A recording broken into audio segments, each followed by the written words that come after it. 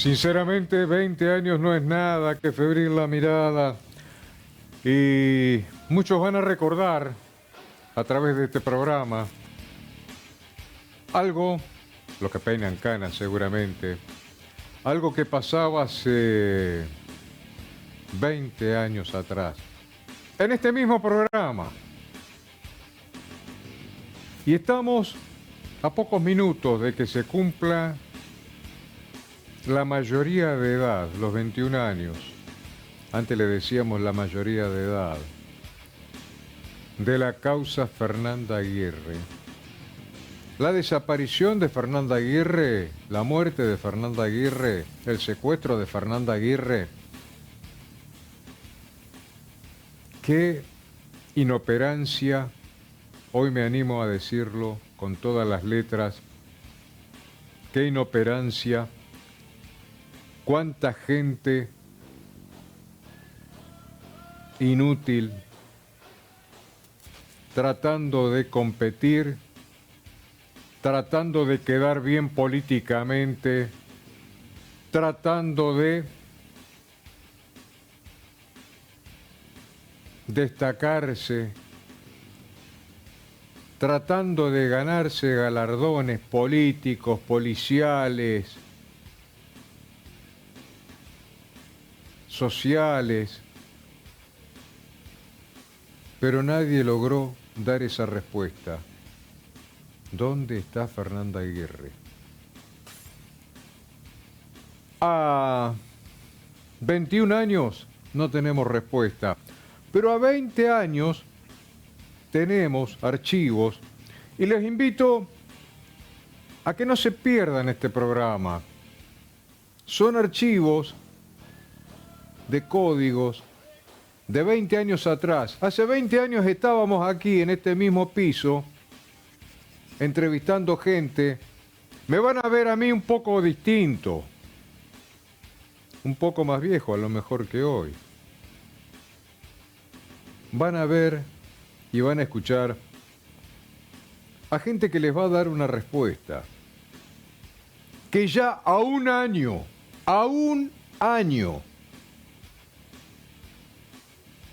de la causa de Fernandita Aguirre, ya se hablaba de que esa causa estaba estancada. Fernanda Aguirre, que la tienen aquí a mi espalda en el sector derecho de su pantalla. ¿Y quién es esta nena? ¿Quién es esta nena que ustedes están viendo acá? Es también protagonista del programa de hoy. Es Laurita Espíndola. Laurita Espíndola fue asesinada el 20 de abril de 2003. ¿Qué tiene que ver con la fecha de hoy?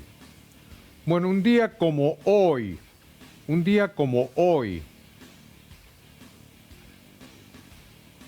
fines de julio, pero de 2005, hace 20 años también, hace exactamente 20 años, a través de un juicio que se realizó en los tribunales de Paraná, la muerte de esta nena quedaba impune. Para quienes no sepan lo que sucedió con Laurita Espíndola, hay chicos que hoy tienen 20 años, hay chicos que tienen 15 años, no saben quién fue Laurita Espíndola, qué pasó. Bueno, la tristemente célebre esquina de calle Vicente del Castillo y 3 de Febrero era escenario de un tiroteo entre varios sujetos, entre varios delincuentes. Uno de ellos, Martín Burdino. Se tiraban con armas gruesas, con calibre 11.25. Y uno de esos balazos dio en la cabeza de esta nena, de Laurita Espíndola. Le volaron la cabeza de un balazo. Estaba con su mamá por subir al colectivo, con su mamá y su hermanita, para subir al colectivo en esa esquina. Jamás lo pudo hacer. 2 años después, por eso hablo de julio, fines de julio de 2005, se hizo el juicio. No quedó nadie condenado. No quedó nadie, por desinteligencias judiciales, no quedó nadie condenado. Vamos a revivir las dos historias hoy, aquí, en Códigos. Y para dar inicio, les quiero refrescar un poquito. Hace 20 años atrás, éramos el primer medio periodístico que lográbamos entrar al despacho del entonces juez de instrucción número 6, Héctor Eduardo Toloy, quien nos confiaba los detalles de la causa de Fernanda Aguirre. Y escuchen ustedes la cantidad de cosas, porque no había como hoy WhatsApp, entre cruces de información a través de líneas de redes sociales. No estaba tan difundido todo esto. Se tenía que ir a Buenos Aires a pedir información de cruces de líneas. Se investigaron miles de cruces telefónicos. Se investigaron elementos, cabellos, restos óseos, un montón de cosas que no habían sido jamás secuestrados oficialmente. Tuvo que el juez Toloy iniciar una nueva investigación después de que esa investigación del caso Fernández estuvo en manos de la Justicia Federal. Pero bueno, sin más preámbulos, esto nos contaba el juez Toloy en julio de 2005, 20 años atrás, porque 20 años no es nada. Aire, como usted lo ha señalado, junto a Maskin, que es, digamos, la parte de análisis de las comunicaciones, donde recibimos una clase práctica y también trabajamos sobre el material que se ha ido juntando en la causa de Fernanda Aguirre, que hoy supera las 75.200 comunicaciones, y que estamos estudiando profundamente para obtener de allí algún elemento que nos permita determinar si Miguel Ángel Lencina contó con la participación de alguna persona en la etapa posterior a consumar el secuestro extorsivo de Fernanda. Se comenta que habrían surgido algunas sorpresas en cuanto a las llamadas y en cuanto a las primeras evaluaciones que se hacen. O sea, hasta qué punto se puede conocer en el marco de la tarea que se está realizando, ¿no? La tarea investigativa, pero de estos entrecruzamientos telefónicos. Si bien no se puede escuchar, si vamos a explicar que no es un tema de escuchas telefónicas, sino de líneas, qué número llamó a qué número y desde qué lugar de la ciudad, por ejemplo, que podrían haber surgido interesantes detalles. Efectivamente, a criterio nuestro hay personas que se incorporan, digamos, en una actitud de por lo menos llamarnos la atención, determinados llamados en el horario álgido, cuando sucede el secuestro y en las horas posteriores. Estas determinaciones nos obligaron a solicitar a su vez las llamadas entrantes y salientes de determinados números telefónicos, algunos fijos y otros celulares. Y bueno, estamos esperando contar también con esa información que gentilmente nos gestiona la UIC, o sea, la Unidad Especial para la Investigación del Crimen Organizado. ¿De qué cantidad de llamadas estamos hablando? ¿De qué tipo de números, los guarismos que se están manejando en cuanto a esta tarea que se ha realizado hasta hoy, que según se comenta es bastante importante, ¿no? En cuanto a número de llamadas, número de líneas investigadas. Claro, arriba de 75.200 llamadas hubo entre el día 20 de julio y el 7 de agosto, que es el periodo que abarca nuestra investigación. En relación, bueno, obviamente a las personas que están imputadas son dos. Una es Mirta Analia Chávez, que está detenida, y el otro es Raúl Monzón. Bueno, justamente se hablaba de la necesidad de investigar el entorno de Raúl Monzón. ¿Tendrían que ver estas llamadas con el entorno de Raúl Monzón, justamente, que es la persona que se trata ahora o de procesar o de desvincular directamente de la causa, actualmente con falta de mérito? Efectivamente, lo que estamos buscando es tratar de definir, en definitiva, su situación procesal por uno de los dos caminos que usted ha indicado. O sea, si hay elementos de prueba suficiente, corresponde el dictado de un procesamiento, y si no lo hubiera, el dictado de un sobreseimiento y desligarlo definitivamente de la causa. Estamos trabajando muy fuerte, digamos, en el tema del barrio La Delfina, las relaciones y los familiares de Raúl Monzón. Pero, bueno, justamente en relación a esto, las llamadas que a ustedes lo sorprenden o les llama la atención, ¿tendrían que ver con el entorno de Raúl Monzón, habida cuenta del interés que se ha puesto en los últimos tiempos por investigar su entorno familiar, su entorno de amistades? Respecto a eso debo reservarme la información, porque es parte de lo que considero que no debe trascender. Estamos trabajando muy fuerte en ese tema, pero no puedo especificar una respuesta a lo que usted me pregunta.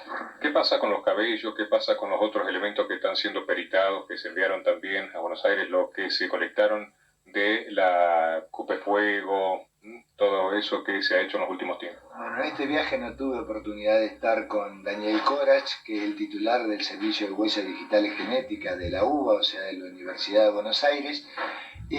Además, era innecesario hacerlo porque cuando yo concurrí a llevarle los elementos para peritar, él habló muy claro de que es un proceso de que no se puede acelerar y que insume entre 40 y 45 días, y a su vez tomó el compromiso de que apenas tenga los resultados de comunicarme para ir a buscar este informe, que considero de muchísima importancia y gravitación en la investigación y en la dilucidación de la causa.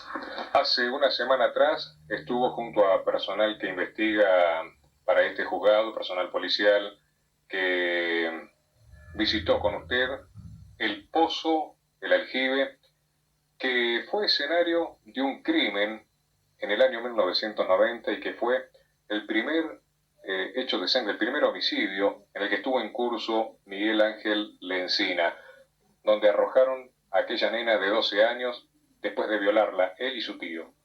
Efectivamente, estuvimos recorriendo no solo esa zona, sino que muchas veces más también vamos con personal que está afectado a la investigación y recorremos distintas zonas, siempre tendiente a determinar los tiempos en que esto pudo haber ocurrido. Incluso vamos a ordenar pruebas la semana que viene tendiente a estos efectos, de determinar concretamente sobre el terreno, efectivamente, cuánto demoró, por ejemplo, Fernanda en concurrir hasta la florería, en volver de allí, y digamos los trayectos a los que nos llevan las declaraciones que tenemos tomadas en la causa, pero ya con precisión de horas, de minutos, de segundos, para trabajar muy fuertemente sobre, digamos, todo lo sucedido el día 25 de julio del año pasado.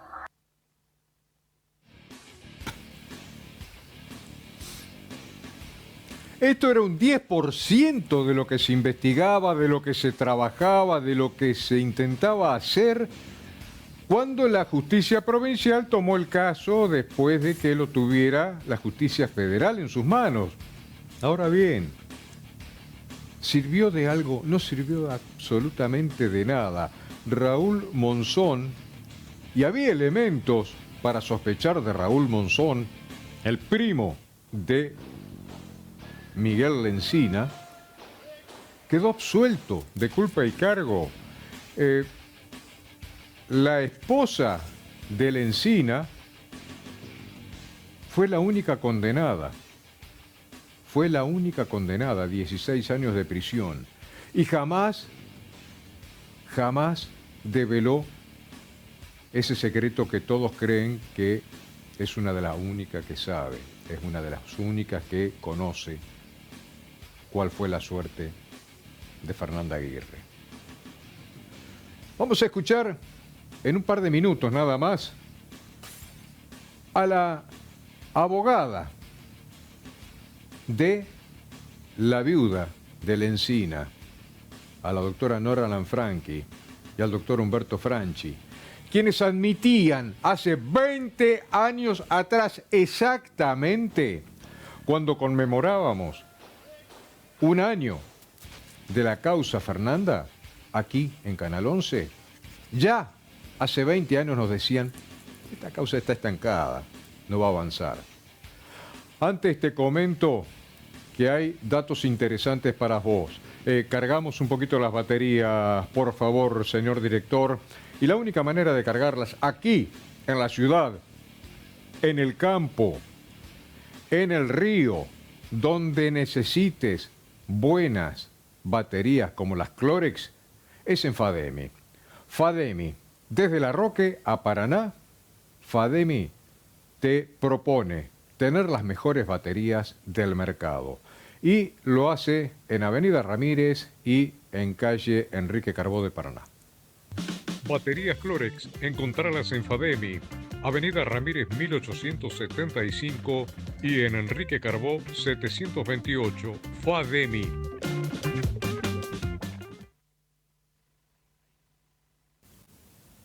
Corralón Rondó tiene para vos materiales de construcción. No te pierdas las promos. No hace falta que te demos a conocer los promos, porque Corralón Rondó tiene todo para la construcción y además siempre un algo más. Los combos, la calidad, el mejor servicio, la rapidez y una dirección. Rondó al 900. En pocos días más va a haber un evento muy interesante que no podés pasar por alto.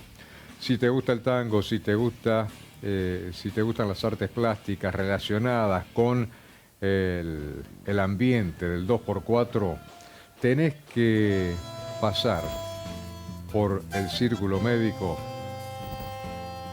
y disfrutar, porque ese es el término, disfrutar del arte, con la artista plástica Estela María Reichel, que va a presentar sus cuadros junto a Alejandra Duré en el Salón Auditorio del Círculo Médico. Alejandra Duré, cantante nuestra, internacional, junto a Alberto Sire y junto a una cantidad de artistas, parejas de tango nuestras, que nos han representado en distintos lugares del país y del mundo.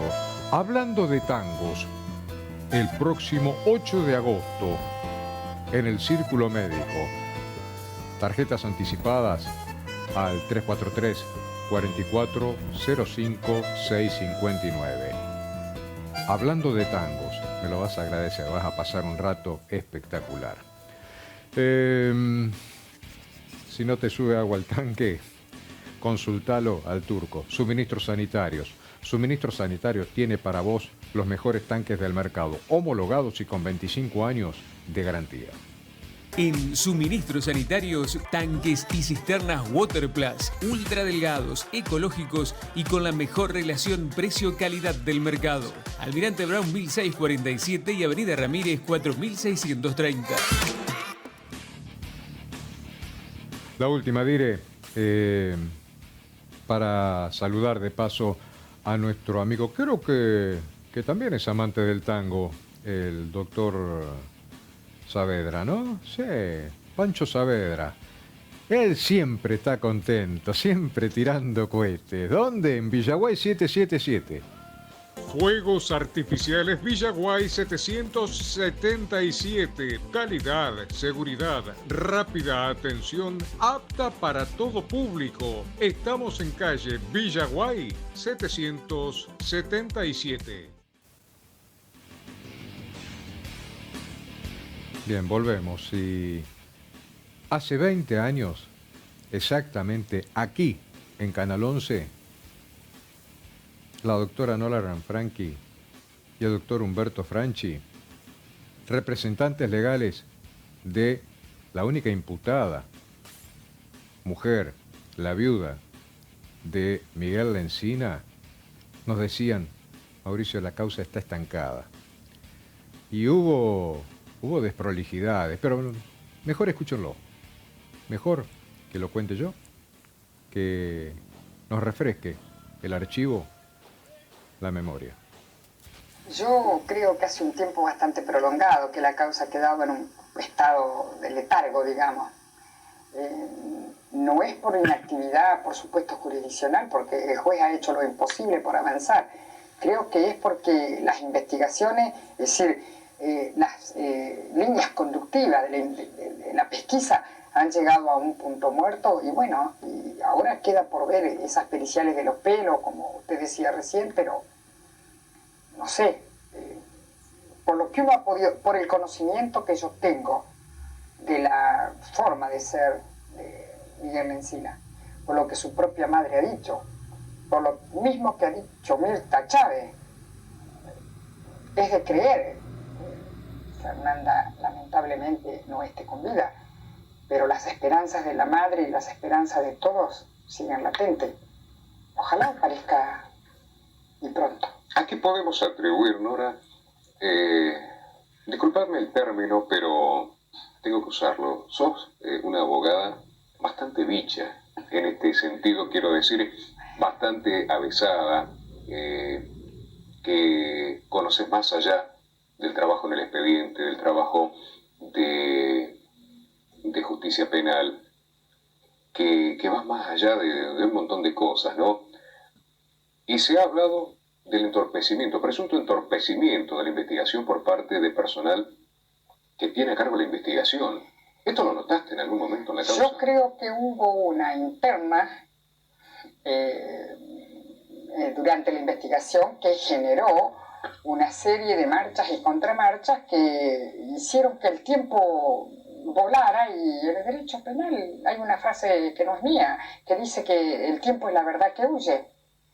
El desacierto de haber intervenido la justicia federal, que no está preparada para este tipo de investigación, porque yo digo que la justicia federal es de escritorio y de saco y corbata, porque por el tipo de investigaciones que se hacen o por el tipo de delitos que se ¿Cómo se perdió tiempo, no? Terriblemente. ¿Cómo se perdió tiempo? Y cosas que uno ve ahora que está haciendo el doctor Tolé que no se hicieron. Ya tuve oportunidad de escuchar que en un momento dijeron que habían encontrado en las primeras patrullajes que se hacían, cuando se peinaban la zona, que habían encontrado un colero, es decir, una gomita de atar el cabello que usan las chiquilinas, que dice que la encontraron y que cuando la levantaron tenía 2 o 3 pelos, y que él dijo: mira lo que encontré, quién sabe de quién será, che, no es de fulana, que se le cayó, y empezó a andar de mano en mano, y increíble, una desprolijidad tremenda. Es increíble cosas así, bueno, de esas montones, lamentablemente. Hoy puedo decir algo que creo que seguramente vos lo sabías, creo que lo sabías, pero que en determinado momento el juez Toloy tuvo que ordenar un montón de pruebas que se habían colectado porque no estaban incorporadas al expediente. Las tuvo que judicializar. Exactamente, no estaban incorporadas como corresponde, o sea, oficialmente. Había incluso hasta un huesito secuestrado que no sabían, eran bolsas de secuestro, pedazos de género, de ¿cómo todo. decir? Había de todo. Y nadie había hecho un acta de secuestro. Inclusive, yo creo que favoreció el traslado de la jurisdicción a la ordinaria, porque nosotros en nuestro código no tenemos el testigo encubierto, y pelean por tenerlo. Yo creo que, a mi criterio muy humilde, por supuesto, me parece que es un desacierto el testigo encubierto. Yo no discuto de que no hay que darle protección a los testigos. Sí, es necesario.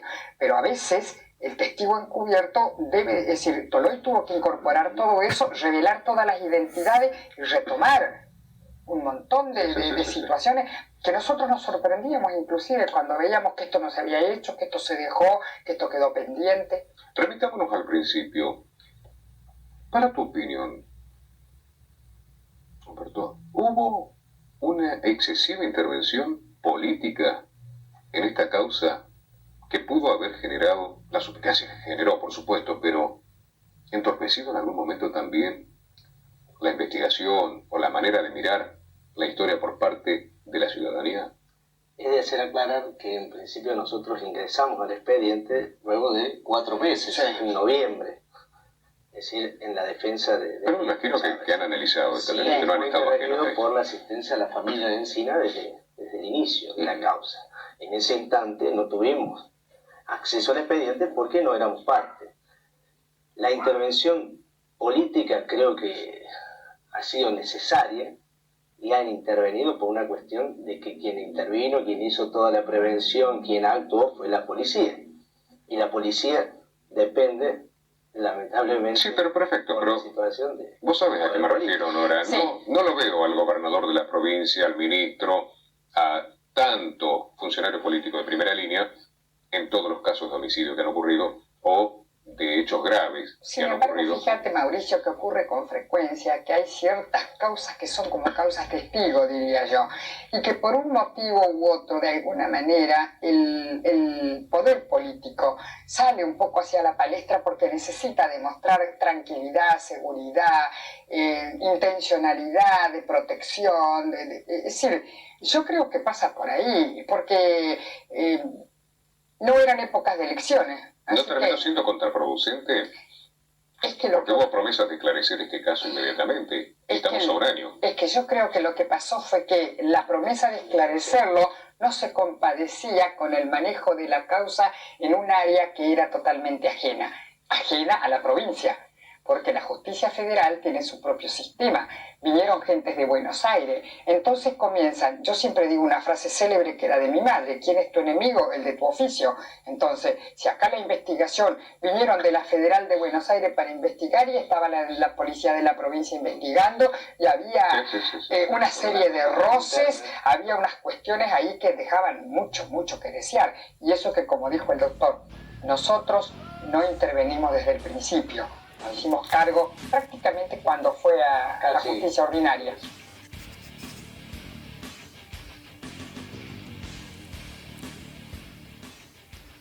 Hay muchas cosas para elucubrar de todo esto. Y algo que yo le dije alguna vez a la doctora Lanfranchi, a la que estimo muchísimo, tanto a ella como a su hijo, a Boris, también abogado, ex fotógrafo gráfico, y con el que hemos compartido momentos interesantes de periodismo. Pero eso me daba la libertad para decirle: Nora, no te creo, no te creo que no hayas sabido que Mirta Chávez se reunió con el gobernador, o mejor dicho, que el gobernador Busti en ese momento la fue a ver a la cárcel, que María Inés Cabrol la fue a ver a la cárcel y que ella no supiera. Déjame ese espacio, esa posibilidad de no creerte.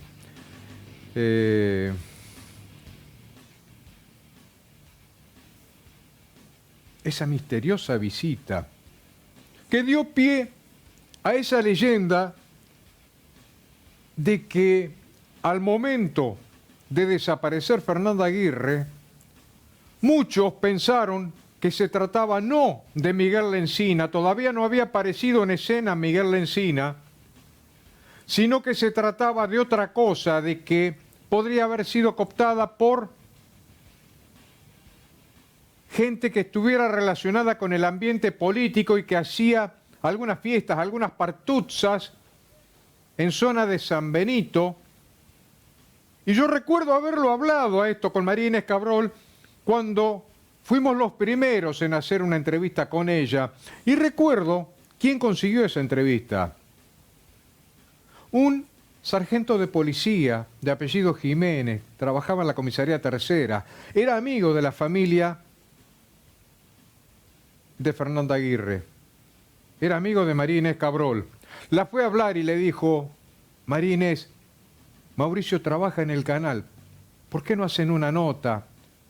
Hacen público esto. Y me acuerdo que había una fotocopia en blanco y negro donde decía, buscábamos a Fernanda Isabela Aguirre. Y estaba con un error de ortografía, no decía Isabela, decía Isabela. Y me decían, hay que corregir esto. Y antes de hacer la nota, Marina Escabrol,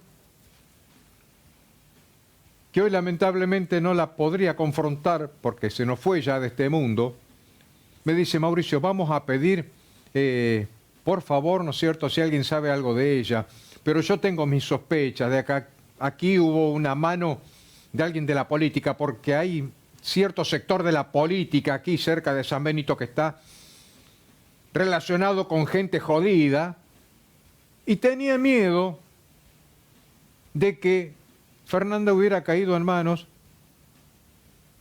de gente que reclutaba gurisas para algunas fiestas, y algunas gurisas iban, pero decía, Fernandita no es de esa chica, es muy inocente, únicamente que la hayan llevado a la fuerza, me decía, pero no hables de eso, no digas eso porque quiero recuperarla. ¿Y cómo no me va a llamar la atención que de repente aparezca un gobernador, un ministro? Después éramos todos, no, la imagen que queremos dejar de la política, que están preocupados, el señor gobernador está preocupado. No lo vi en ninguna otra causa, únicamente en la de Fernanda Aguirre. Y el gobernador se reunió con Mirta Chávez, con una imputada. Y la abogada no lo sabía. La situación que se presentó cuando el gobernador de la provincia fue a visitar a Mirta Chávez a la cárcel. A mí eso no me conta, Mauricio. Yo nunca supe, ni Mirta Chávez nunca me dijo a mí que el gobernador la fuera a visitar. Es más, estando en una audiencia, cuando ella fue llamada por el juez Toloy... ¿Puede ser que no existió esa visita? No lo sé. A mí Mirta Chávez no me lo aseguró. Y al ser interrogada por uno de los abogados en una de las audiencias sobre si ella había hablado con el gobernador y sobre qué había hablado con el gobernador, ella dijo, no tengo por qué contestar. Y no contestó. A mí nunca me dijo que él lo hubiera ido a visitar, como nunca me dijo tampoco que la madre de la menor sustraída hubiera ido a hablar con ella. Tengo una nota de archivo, una nota que no puede llamar la atención porque no es quien siempre enfrenta el micrófono en el caso Fernanda, que bueno, sabemos que es Inés Cabrol. Bueno, en este caso una imagen de archivo de Julio Aguirre. Si podemos ir al archivo 9, por favor, señor director, vamos a recordar, esta nota la habíamos hecho el año pasado, y justamente cuando se planteaba este tema de la investigación, cómo se estaba encarando, y esas cosas que se conocían a posteriori, porque la prensa lo daba a conocer. Ella ese sábado de ir a hablar con Mirta Chávez, y bueno, se comentaba que en la rueda de reconocimiento no la habías individualizado a esa persona que vos decís cuando fuiste a pagar el rescate te dijo que dejes el dinero en determinado lugar, y después sí, en la unidad penal la reconoces a Mirta Chávez. Sí, la reconocí ya cuando fuimos a hablar con ella, ahí la reconocí. Vos antes habías estado en un reconocimiento en rueda y ahí no la habías identificado, ¿por qué no? No, ahí no, ahí en un momento la vi, la saqué yo a ella, no. Yo ahí no la conocí. La conocí allá, bien la vi, la conocí enseguida. Teniéndola más cerca, hablando con ella, por la voz, por la fisonomía, estando más tranquilo, ¿qué fue lo que cambió eso ahí? Como yo la vi, bien la vi, yo enseguida la saqué que era ella. Pero en la rueda, donde fui a reconocerla, no. Porque estaba cambiada, estaba peinada de otra manera. Estaba cambiada, peinada de otro estilo, porque yo no, ahí no en ningún momento la saqué. ¿Te enteraste, Julio, que el fiscal ordenó que revisen incluso hasta la morgue de Oro Verde porque dudaba identificar que podría haber sido el de Fernanda? No sé, la verdad que no. ¿Ustedes le pidieron a través del abogado querellante que se revisara ese lugar? Sí, le pedimos, sí. Porque tenían dudas de que podrían haber dejado el cuerpo allí o que haya algo oculto en la investigación. No, lo que pasa es que como se dicen tantas cosas, tantas versiones que se escucha de un lado o del otro, bueno, te da qué sé yo. Hablábamos con Marínez justamente hace un ratito el tema del planteo que se hizo sobre cierto sector de la policía que podría haber estado desviando la investigación y el reconocimiento que hizo en parte el ministro Uribarri sobre que se sospechaba de que alguien habría estado desviando la investigación. ¿Cómo lo entienden? ¿Cómo lo interpretan este tema? ¿Sienten que pudo haber sido así, que los hayan querido manejar de mala manera la investigación? No sé, yo la verdad que ahí no le puedo decir, pues no tengo ni la menor idea, no sé. La verdad que no le podré decir porque no sé.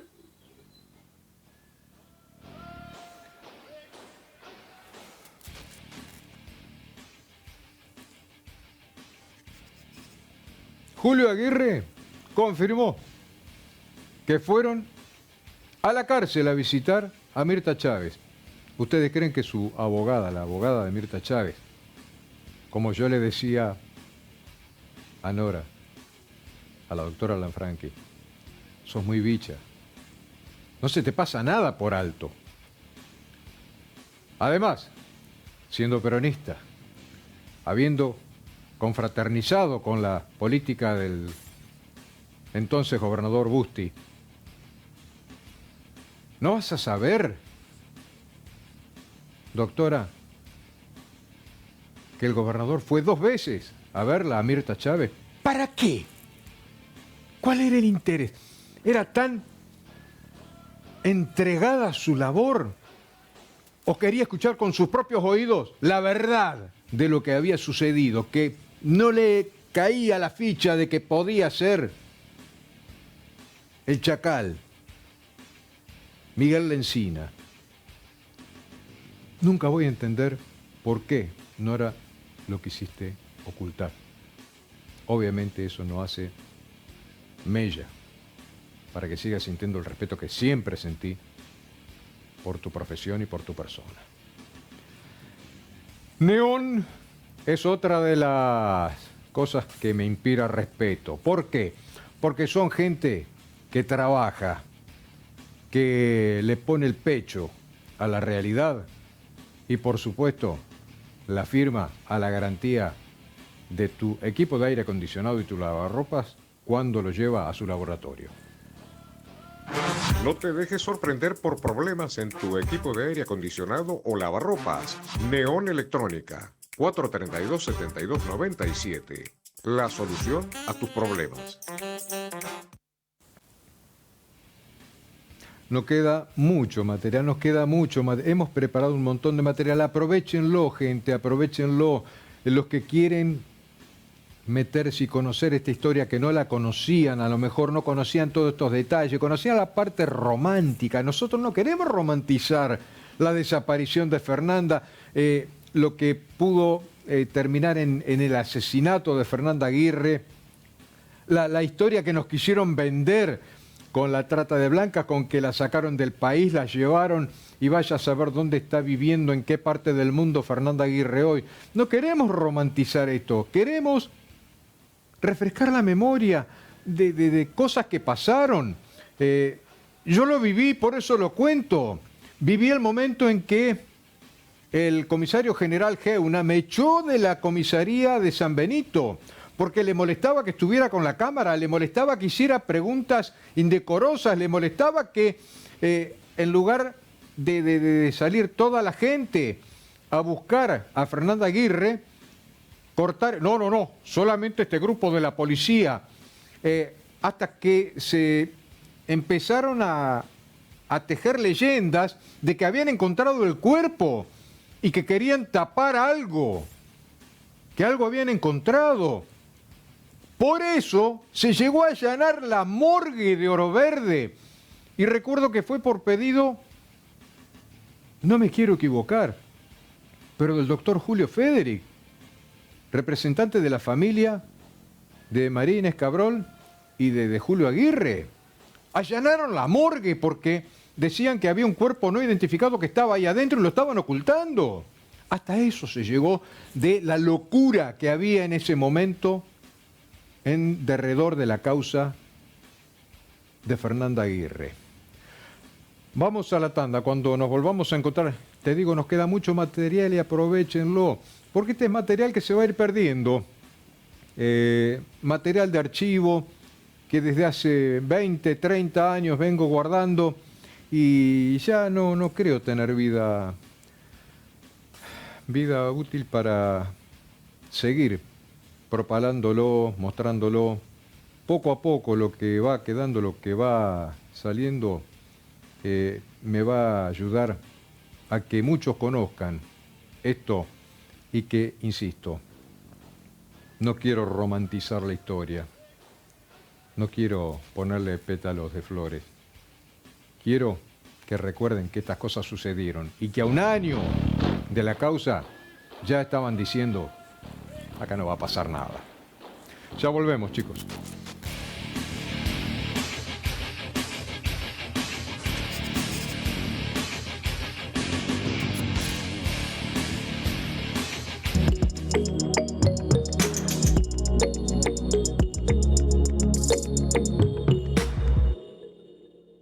Fuegos Artificiales Villaguay 777. Calidad, seguridad, rápida atención, apta para todo público. Estamos en calle Villaguay 777.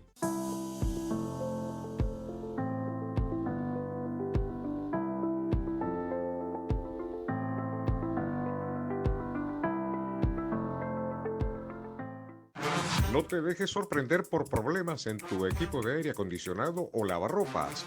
Neón Electrónica, 432-7297. La solución a tus problemas. En suministros sanitarios, tanques y cisternas Waterplus, ultra delgados, ecológicos y con la mejor relación precio-calidad del mercado. Almirante Brown 1647 y Avenida Ramírez 4630. Repuestos Vehículos Pesados del Grupo Manzoni. Contactanos al 343-456-9050. Crisólogo Larralde 1323. My heart goes la-di-da-da-di-da, la-di-da-da-di-da, la-di-da-da-di-da. My heart goes la-di-da-da-di-da, la-di-da-da-di-da, la-di-da. Baterías Clorex, encontralas en Fademi, Avenida Ramírez 1875 y en Enrique Carbó 728, Fademi. Tanque lleno, bolsillo contento. Aprovecha todos los viernes 10% de ahorro en estaciones de servicio YPF pagando con modo desde la app Banco Entre Ríos. Banco Entre Ríos, acá, para vos.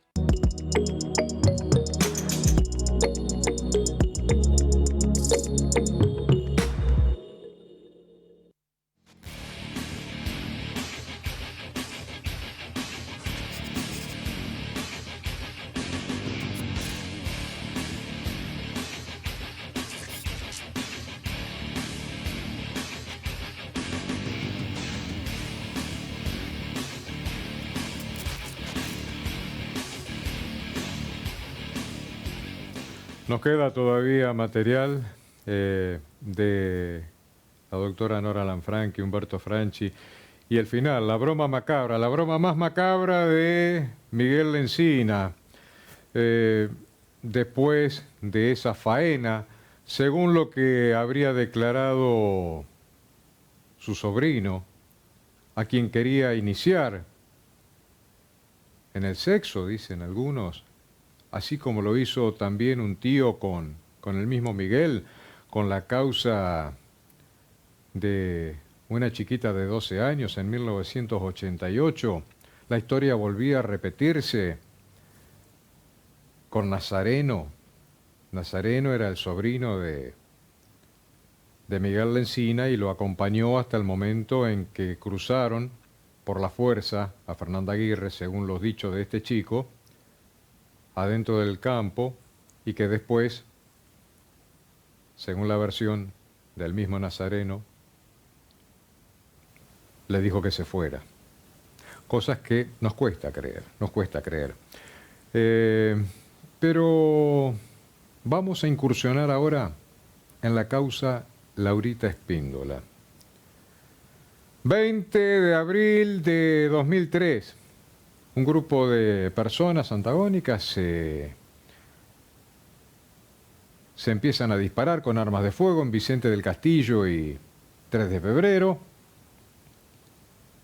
Un balazo le quita la vida a Laurita Espíndola. La causa queda como homicidio en riña.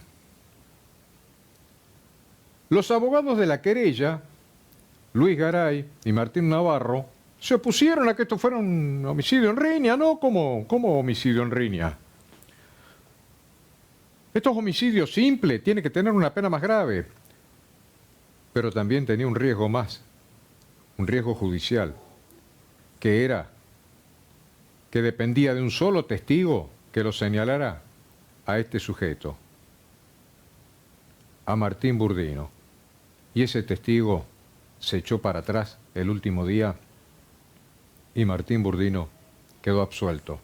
Esta era la confianza que tenía el doctor Luis Garay, que después de finalizada esta causa se apartó de los casos penales, se apartó del trabajo de la abogacía y se lo volvió a ver únicamente cuando fue representante del pueblo. ¿Recuerdan ustedes el doctor Garay, que estuvo al frente en representación del pueblo de Paraná? Pero en 2005, a fines de julio de 2005, nos decía esto, un día antes de que comenzara el juicio. Un automóvil con gente que venía a esa zona y se enfrentó con un grupo de personas, entre los cuales había un joven de apellido Mesa, otro tal Maxi Suárez, otro de apellido Torrilla, Burdino, Martín Burdino. En el auto, vamos a recordar también, venía un tal Piqui Godoy, su hija, otra persona de apellido Retamal y otra persona de apellido Romanutti. Todas estas personas fueron encausadas al principio en el juzgado de la doctora Susana Medina de Rizo bajo la calificación de homicidio en riña y lesiones. Y de ahí, vamos a recordar, doctor. De ahí fue cuando nosotros apelamos y dada la prueba existente, había un testigo clave que había visto a Burdino disparar de la acera sur, de Vicente del Castillo, en dirección donde estaba el auto, el Dodge, y atrás del auto estaba la parada de colectivo donde lamentablemente impactó en la cabeza de Laurita. Y yo se lo decía al doctor Rodríguez Allende hace 2 semanas atrás, esta persona que estamos viendo en imagen, en pantalla, es Martín Burdino, la persona que va a ser juzgada a partir de mañana. Está un poco cambiado, ¿no? Pero Martín Burdino va a empezar a ser juzgado mañana por esta causa. Y, claro, le decía, retomo, que la riña era entre Godoy, Retamal, Romanutti, Mesa, Suárez, Torrilla, Burdino, quizá. Pero no entre todos ellos y Laurita Espíndola, de 6 años, y su madre y su hermana que estaban ahí esperando el colectivo. Ellas no participaban de la riña. No, para nada. Entonces, ¿las puede alcanzar la calificación? Y bueno, eso es lo que vamos a esperar nosotros a ver qué falla el tribunal. Bueno, y esto lo había dictaminado la doctora Susana Medina de Rizo. La fiscal en ese momento, Leonor Pañeda, ¿admitió esta situación o no? Sí, compartió. Bueno, pasa esto al tribunal de la Sala Segunda, ustedes apelan, el tribunal de la Sala Segunda encuentra nuevos elementos que se indican a Burdino en base a un testimonio. Sí. El doctor Rodríguez Allende dice que el testimonio es endeble, que no se puede sostener.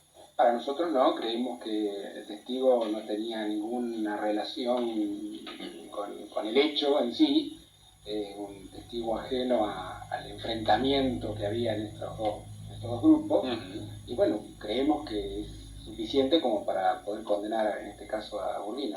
Director, dame una apoyatura con el archivo número 2 de este programa para tener un poquito de crudeza aquí, porque estamos dando nombres, estamos dando fechas, pero estamos hablando de vidas.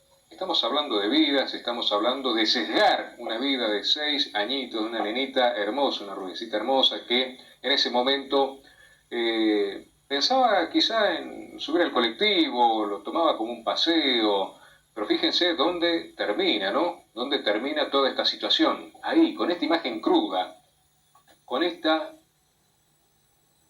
humildad con la cual tuvieron que buscar de apuro ese cajoncito para velarla. Recuerdo todavía que la velaron en una casita de la Cortada 5, en Barrio Macarone. Muchas madres con sus hijos en brazos iban y se preguntaban, ¿esto nos puede pasar a cualquiera de nosotros? Con estos tiros que por ahí se escuchan en Barrio Macarone, en Barrio Mosconi Viejo, que están pidiendo por un poco de seguridad. Y pasó en Barrio Consejo.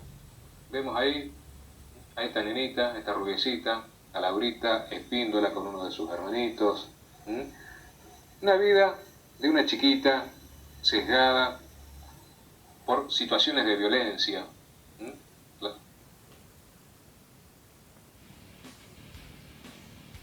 ¿A usted le pareció cruda la imagen? Desgarradora, porque la ve por una pantalla. Imagínese a la madre, a la familia.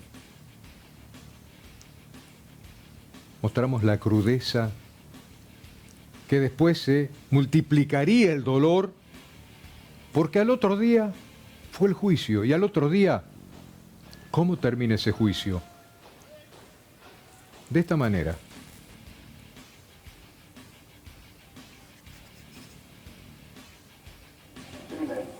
Absolver de culpa y cargo a Martín Facundo Burbino, liado en autos del delito de tenencia de arma de fuego de uso civil condicional, artículo 169 bis, tercer párrafo del Código Penal, por el que viniera requerido juicio. Segundo, absolver del culpa y cargo a Martín Facundo Burbino de las demás condiciones personales obrantes en autos del delito de homicidio simple, lesiones graves y concurso real, artículos 79, 90 y 55 del Código Penal, por el que fuera traído juicio. Hecho en función a lo normado por el artículo 4 del Código Procesal Penal, ordenándose su inmediata libertad. Tercero, municiones secuestradas. Los demás efectos permanecerán bajo custodia por el término de un año, procediéndose luego conforme lo prevé el artículo 542 del Código Procesal Penal. Esto remitir oportunamente a la gente que está en turno conforme el caso de gabinete. Bien, de esta manera Burbino quedaba absuelto de culpa y cargo. Y de esta manera quedaba impune el caso Laurita Espíndola. Y pensé que las críticas quedaban únicamente en el seno del ambiente periodístico, de los comentarios de la gente, pero el fiscal general, el doctor Daniel Morales, en el Superior Tribunal de Justicia, ha pedido informes a quienes tuvieron relación en esta causa desde la primera parte que estuvo a cargo de la doctora Susana Medina de Rizo, pasando por la fiscal Leonor Panieda, la fiscal La Coraza, la fiscal que la subrogó también, Adriana Bufo, el tribunal que tuvo a su cargo el juzgamiento, también el tribunal que en su momento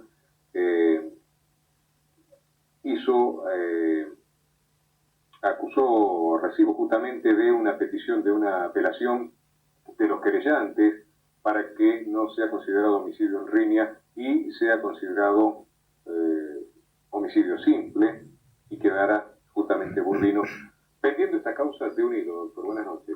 Buenas noches, Mauricio. Lo decimos, a veces es un poco difícil explicarlo, ¿no? Pero Sí. las pruebas no acompañaron. Esto es lo que ocurrió, que hubo deficiencia en la investigación. En realidad la sentencia de Martín Burbino no era nada novedoso ni era nada nuevo. Yo ya lo había anticipado hace mucho tiempo con una antelación suficiente y creo que en alguno de estos programas se lo afirmé, que no tenía dudas de que era absolutamente imposible condenar a una persona bajo la calificación de homicidio simple. Errores evidentemente se han cometido.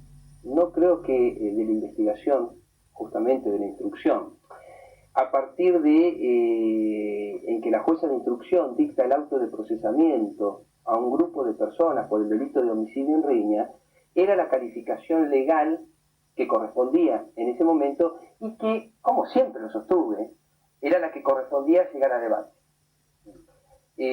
También sostuve, acá deberían estar 7 personas en la audiencia de debate, confrontando las pruebas a partir de una calificación legal que iba a ser homicidio en riña. Homicidio en riña. Pero de ninguna manera poder determinar en un autor responsable cuando no había ninguna prueba, ningún elemento probatorio que indique que el autor único exclusivo del disparo fue el señor Martín Burbino. Eso estaba absolutamente comprobado que era imposible. Eso era imposible.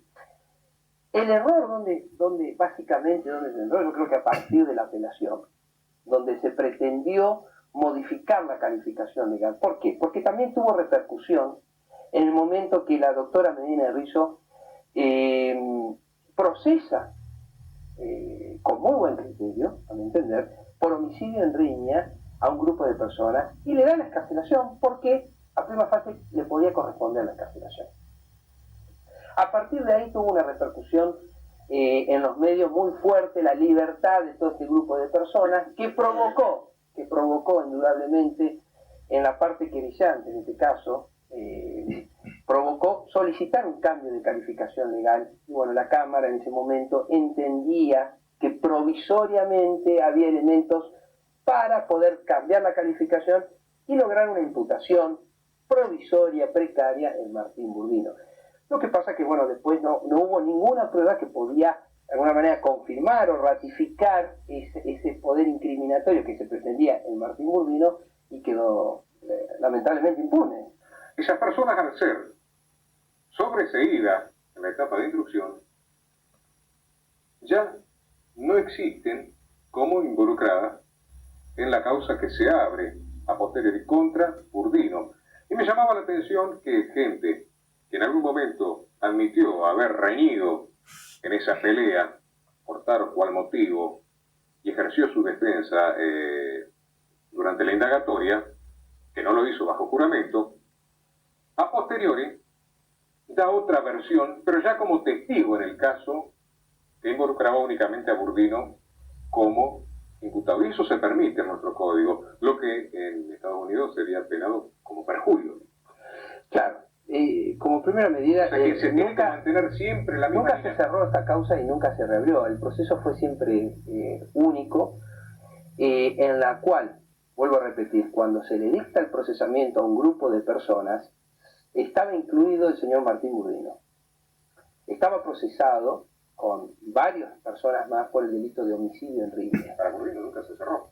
Para Burbino no se cerró. Lo que pasa que necesariamente al transformar el homicidio en riña en homicidio simple, necesariamente había que desvincular, sacar del expediente a todo el grupo de personas, los demás personas que eran, no me equivoco, 6 personas más, se lo sobresee por homicidio en riña y debe quedar uno solo, porque el homicidio simple en este caso, quien provisoriamente era el autor responsable del disparo, era Martín Burbino. ¿A qué voy directamente lo que comentaba hace instantes, unas cuestiones meramente técnicas? A que dos testigos que en su momento fueron imputados, Torrilla y Mesa, que estuvieron en la pelea en determinado momento y dieron fe de ello cuando fueron indagados en su declaración indagatoria, a posteriori cuando son llamados como testigos por el caso Burbino, ellos ya no estaban peleando, estaban sentados en un tronquito, tomando mate, tomando una cerveza, era otra cosa. Y cuando uno de los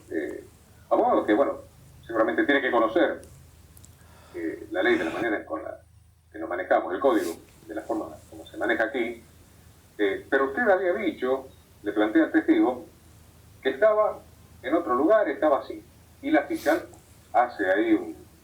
Claro, porque claro, hay un principio fundamental que... Lo dijo durante la indagatoria. Claro, toda persona que es sometida a un proceso y necesariamente debe realizar una declaración indagatoria, que es una defensa material que efectúa esa persona, puede decir en relación a lo que se le imputa lo que le parezca. Y lo que le parezca, eso por un lado, de ninguna manera va a declarar bajo juramento de ley, eso es un principio básico. Distinta manera es cuando uno ya declara bajo la figura del testigo.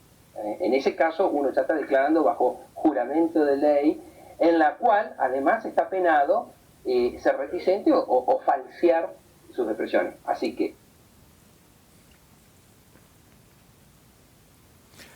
Y de esta manera, queriendo lograr la figura del homicidio simple, se descartó el homicidio en riña.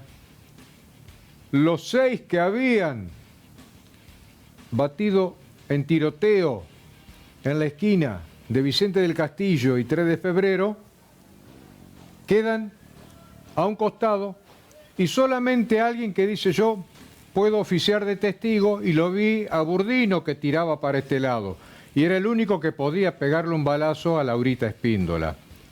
Cuando llegó el día del juicio el testigo dijo ¿en qué lío me metí? No me acuerdo, me olvidé. Y hoy, Laurita Espíndola, que tendría 26 años, no está. Y Martín Burdino quedó absuelto. Pero Martín Burdino volvió a delinquir. Martín Burdino era aquel personaje al cual Gabriel Massad quería matar el día que lo encuentra la policía fugado y lo abate arriba de un techo en Barrio Consejo. Bueno, Gabriel Massad lo buscaba a Martín Burdino para matarlo por pedido de otra persona. Eso es lo que dice la historia. Martín Burdino volvió a delinquir varias veces después. En 2012, Martín Burdino es encontrado con un arma calibre 11.25, el mismo calibre con el que mataron a Laurita Espíndola y quedó absuelto, con un arma calibre 11.25 con la numeración limada y es imputado por tenencia de arma de guerra con numeración suprimida, delito, en 2012. La causa no se cerró nunca hasta el año 2025, ¿saben ustedes? En 2016 cae por una causa de narcotráfico y es condenado en 2019 a 6 años de prisión. Y en abril de este año, recién en abril de este año, se lo condena por la causa de 2012, pero dice la justicia federal, como pasamos 13 años para poder cerrar esta causa, tenemos que computarle como cumplido ya los años que purgó con la causa anterior, porque no puede ser que estemos condenándolo por una causa cuando una causa posterior ya la terminó de cumplir. Como diciendo, qué boludo que somos. Y terminó beneficiado hoy con la libertad para que pueda trabajar. Laurita Espíndola está muerta, pero Martín Burdino tiene hoy 44 años. Tiene 2 hijos de 19 años y trabaja en la empresa Norvial como sereno. Saludos a la gente de la empresa Norvial. Qué lindo ejemplar tienen como sereno, ¿no? Gana 616.000 pesos por mes, siendo este su único trabajo.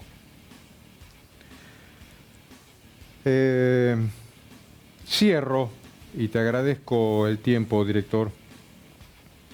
Hoy no voy a tener frase filosófica como acostumbro todos los jueves. Ya estamos en 25 de julio, ya estamos en el 21º aniversario de la desaparición de Fernando Aguirre. Quiero solamente decir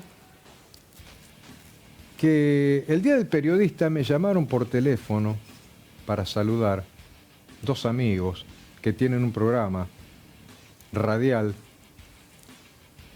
Claudio Velotti y Facundo Galanti, y me hicieron una pregunta que me resultó más que interesante. ¿A quién te gustaría entrevistar, Mauricio, como periodista? Algo que te gustaría. Y muchas veces uno piensa, siendo periodista, me coronaría la profesión si podría entrevistarlo al Papa, al presidente, al Premio Nobel de la Paz. ¿Sabés lo que le respondí?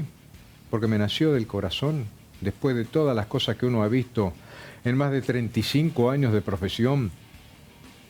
Le dije a Claudio y a Facundo, me gustaría entrevistar a alguien que me diera una respuesta, aunque cortante. ¿De dónde está Fernanda Aguirre? ¿Qué fue de Fernanda Aguirre? ¿Qué fue del arquitecto Zapeño? ¿Qué fue del contador Aviv? ¿Qué fue de los 6 integrantes de la familia de Crucecita Séptima, de la familia Gil? Después de entrevistar a la persona que me conteste, me dé esas respuestas, me retiraría tranquilo a descansar diciendo, mi tarea como periodista ya está superada. Pero bueno, soñar no cuesta nada, ¿no? Y 20 años no es nada. Hasta la semana que viene.